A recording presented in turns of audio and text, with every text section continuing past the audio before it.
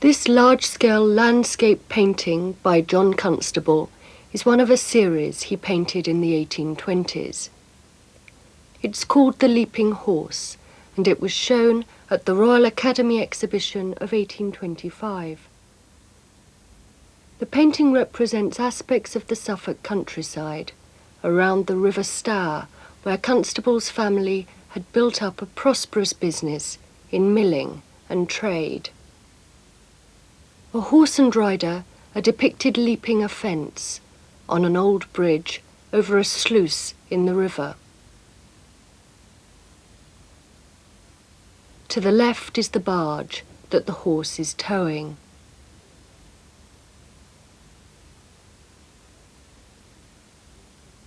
Another figure slackens the tow rope. On the horizon, the parish church at Dedham has been introduced as a local landmark. This, therefore, is a picture of a working Suffolk landscape. The Leaping Horse belongs to a long tradition of landscape painting.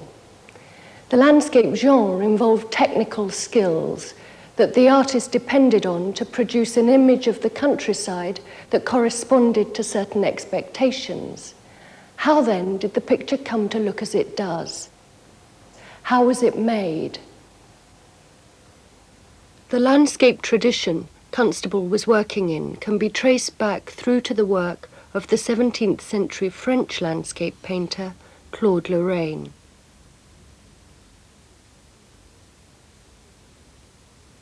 Constable had copied landscapes by Claude in the collection of Sir George Beaumont, including this small picture of Hagar and the Angel. Sir George Beaumont was a wealthy and influential art collector whom Constable had been introduced to early in his career.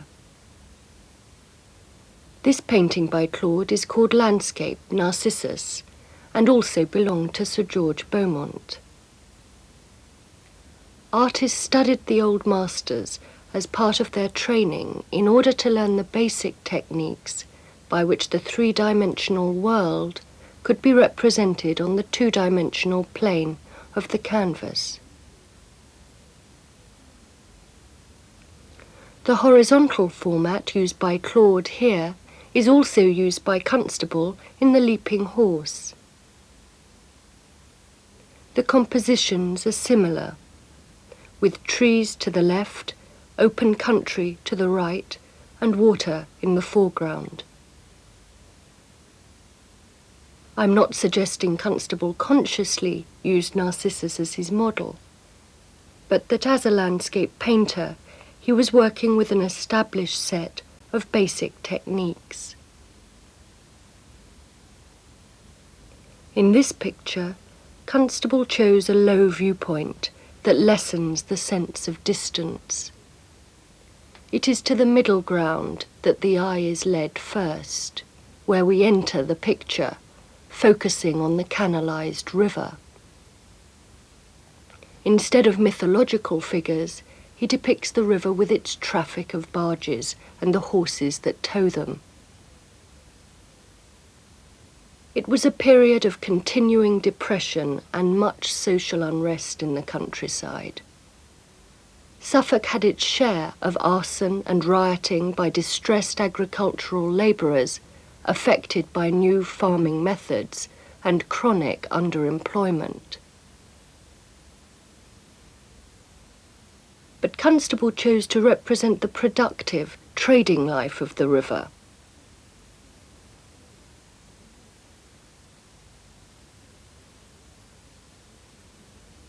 Constable's figures are small and anonymous. Here, a dab of paint, not an individualized figure, represented as an integral part of the natural landscape.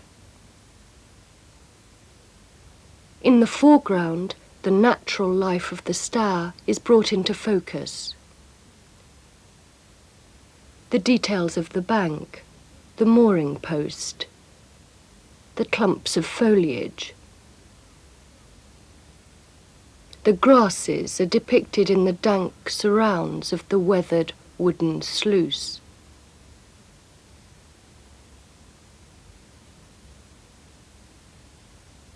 A moorhen is shown taking flight.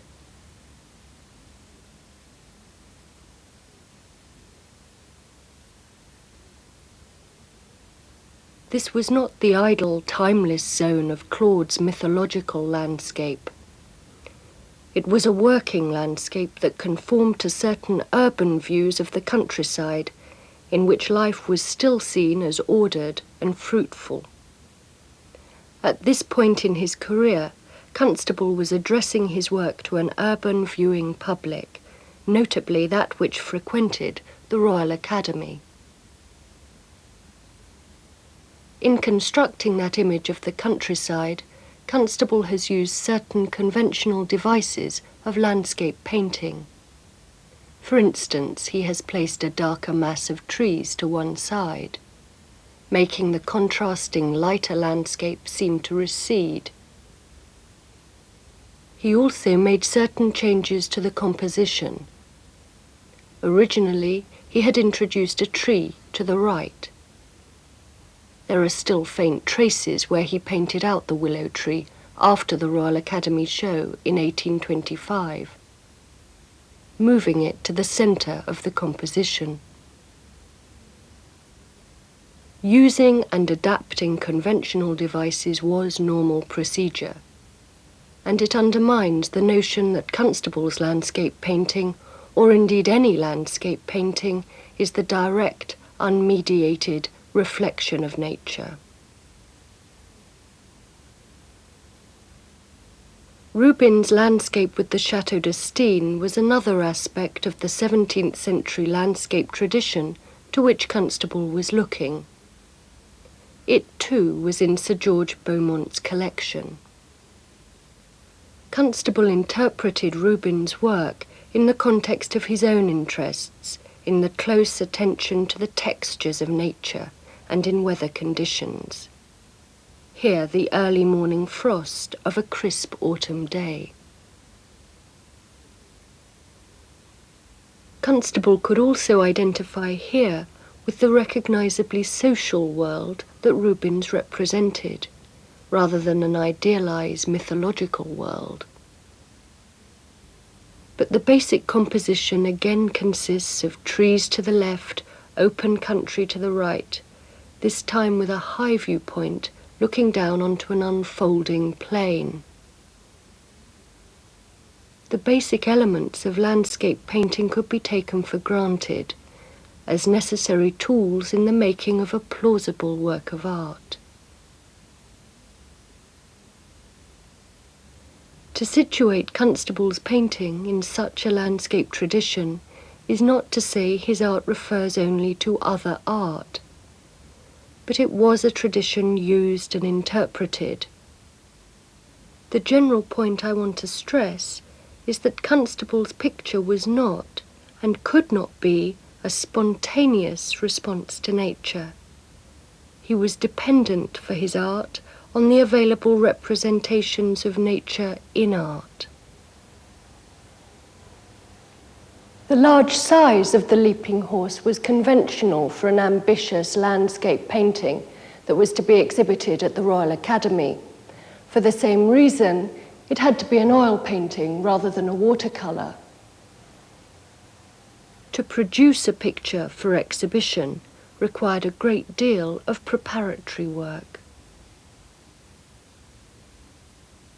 Constable had always worked on drawings and sketches out of doors, in the countryside. This is Barges on the Stour from 1812. In the early part of his career particularly, Constable had worked during the summer in his native Suffolk. At just over 12 inches across, it was small enough to be portable. It was done out of doors on paper. The abbreviated and loose brushwork in thinned oil paint shows Constable's speed of working. He used brushes of various sizes, larger for the areas of sky and water. He painted over a reddish-brown ground, parts of which he left exposed to represent reflections in water. Conditions of weather and climate preoccupied Constable, but so did the area as a social landscape, a landscape that was farmed. This can be seen here in the sketch of a hayfield at East Bergholt of 1812. The procedure of sketching out of doors had been well established since the 17th century. It was normal practice for artists to travel out of towns and cities in search of the picturesque during summer and autumn. Special to Constable was his knowledge of the working life of the region where he'd been brought up. Constable's repertoire of visual notes also included small pencil drawings. This is the 1813 notebook to which Constable referred back in London and in later years. These were done on Constable's walks around the Suffolk village of East Bergholt. They supplied him with ideas for compositions and with details of specific motifs.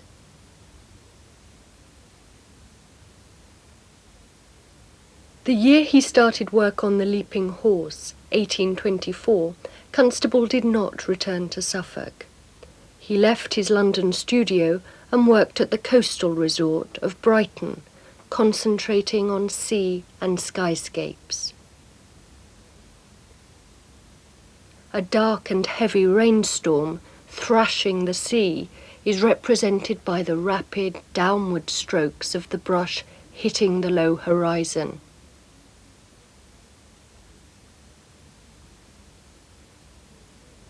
During this period, skyscapes also preoccupied Constable on Hampstead Heath, that semi-rural but uncultivated stretch of countryside on the outskirts of London. This sketch was done in 1822. With its heightened contrasts of colour and texture, it describes the dramatic effects of a stormy sunset. And it was there that Constable closely observed cloud formations, as in this sketch of silvery grey clouds on a sunny September morning. He was interested in the scientific study of climate, depicting the high cumulus clouds, or the effect of cirrus streaks.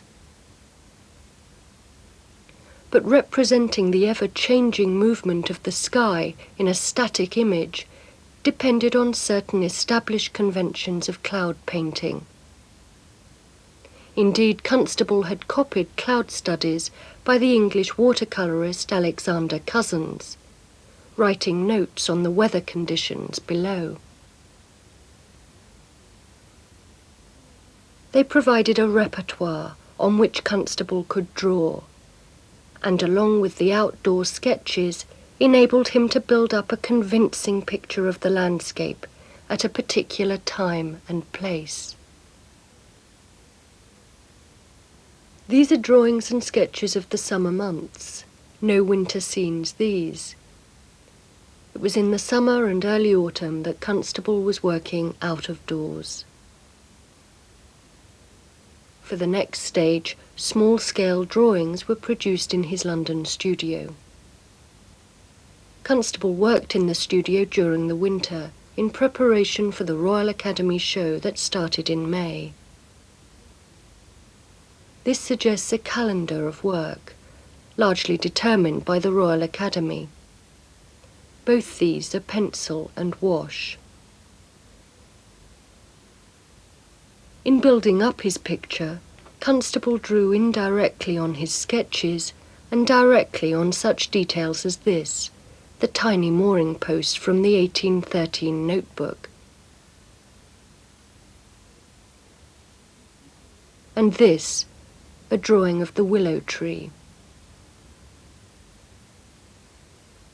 We can see Constable adding and elaborating. For instance, he incorporated the motif of the moorhen frightened from her nest, drawn from this small oil sketch. He also referred back to an earlier painting, The Lock, a success in the summer exhibition of the previous year, which hung in his studio while he worked on the leaping horse. Here, using a vertical format, Constable had dealt in a similar vein with a working canal scene, the point at which the barge passes a lock. During November, Constable launched into the task of producing the large-scale work for the annual exhibition the following year. This is the full-scale study for the leaping horse. The handling is loose, the oil paint thickly caked in parts, in an attempt to find some kind of equivalent, in paint, for the intangible effects of a fresh and blowing Suffolk day, as Constable put it. The barges are being manoeuvred by poles. The willow tree is in its original position.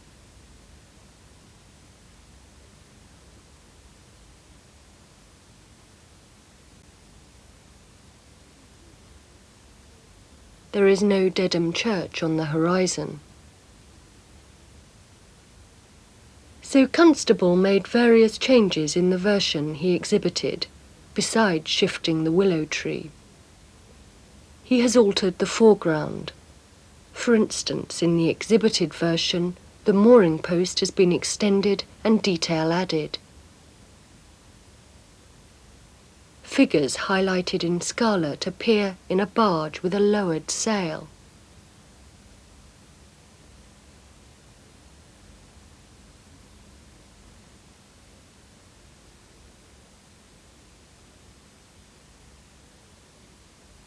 Given the number of changes, it is now thought that Constable worked on these two pictures in parallel, and there is evidence that Constable was not at all sure which to work up for exhibition. In an earlier work in this series, The Haywain, the distinction was clearer. This is the familiar exhibited version from 1821. It's another Stour Valley scene. An empty hay cart is depicted being driven across a mill stream. It's clearly an agricultural landscape, represented as fruitful and ordered. In terms of the actual composition, Constable has only made a few changes from this, the full-scale study. He was unlike other artists in the extent to which he developed his studies full scale. They show the working out of various possibilities and alternatives. Here the difference in handling is even more apparent. The study leaves sizable areas of the toned ground exposed and shows a fluid, abbreviated technique, broader, less detailed and with paint thickly encrusted in parts.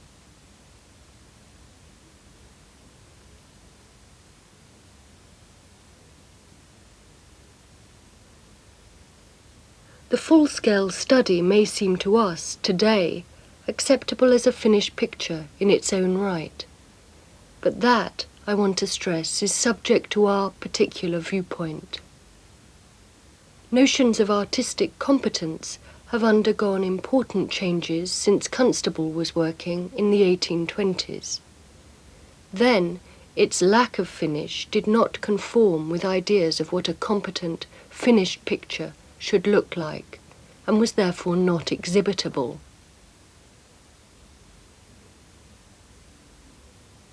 The case of the leaping horse is less clear-cut, but had he decided to exhibit this version, he would have undoubtedly had to work the detail up further.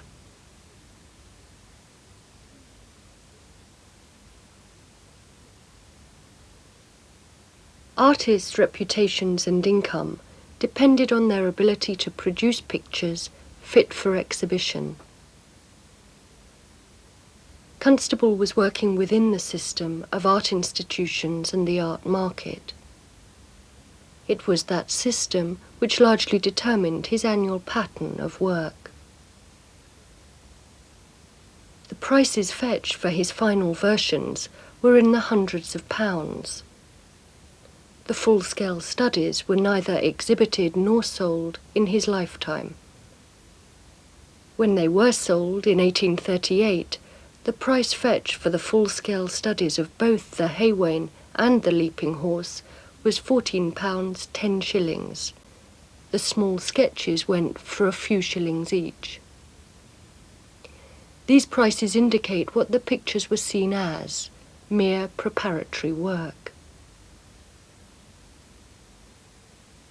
For Constable's viewing public, it was this version that corresponded to their expectations of art.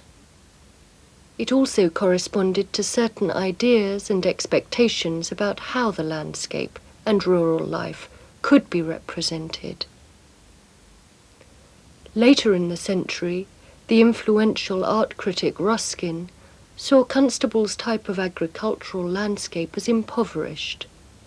The subject matter for Ruskin was of a low order, and its treatment lacked an elevated moral purpose. But that local, ordered and productive view of the countryside was not always seen as a limitation. For others, Constable's work became synonymous with a static and somehow genuine English rusticity, generalized to an England in all her wealth of picturesque beauty.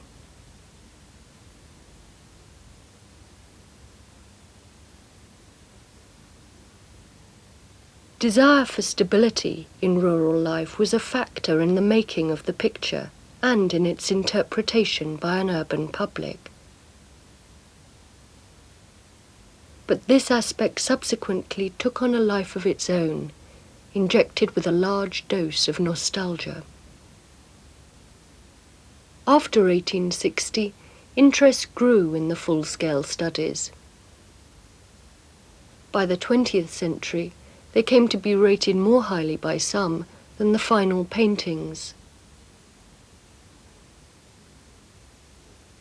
These, of the Haywain and the Leaping Horse, were lent to the Victoria and Albert Museum in 1862.